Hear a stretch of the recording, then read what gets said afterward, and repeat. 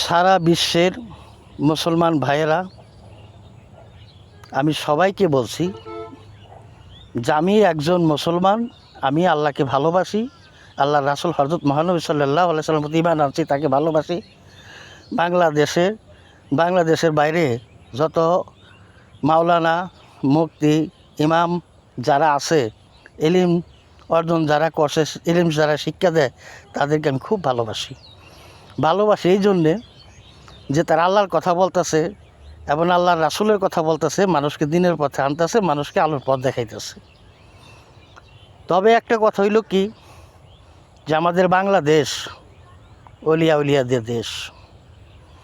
যদি আল্লাহর হুকুমে বাংলাদেশে কোনো আউলিয়ার আগমন ঘটে বা পীর মাশায়েখের আগমন ঘটে, তাইলে আপনারা কোনো তার মুখের বাণী না শুনে, মানুষকে না শুনিয়ে সে কি বলে এবং আল্লাহ বিরোধী বলে না রাসূল বিরোধী বলে না কোরআন বিরোধী বলে, এগুলা মানুষকে তার সাক্ষী প্রমাণ নিজ বয়ান না শুনাইয়া কোনো উত্তরগেত কোনো প্রতিক্ষেপ নেবেন না। এরপরে যদি আপনারা নিজে নিজে বলেন যে সে এই বলছে ওই বলছে, এইটা বলে যদি আপনারা কোনো তার বাড়িঘর ভাঙচুর করেন, তারে কিছু করেন, তাইলে আইন সবার জন্য সমান রে ভাই। কারণ এটা মুসলমান হিসাবে এটা করবেন না। তার কার্যকলাপ দেখবেন সে সত্যকারী পীর কিনা।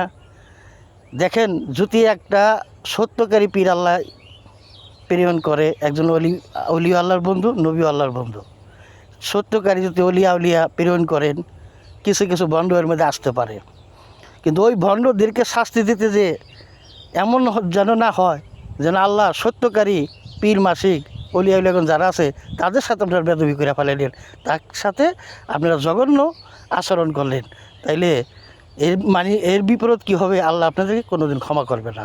তো এদিকে দৃষ্টি রেখে যে সে যে পীর মাসিক দাবি করলো বা আউলিয়া দাবি করলো, তার কার্যকলাপ কী, তার মেধা কী বা তার সৎ চরিত্র কী, সব দিক দিয়ে বিবেচনা কইরা আপনারা পরীক্ষা করবেন বা সে কী বলে তার বয়ান পেশ করবেন।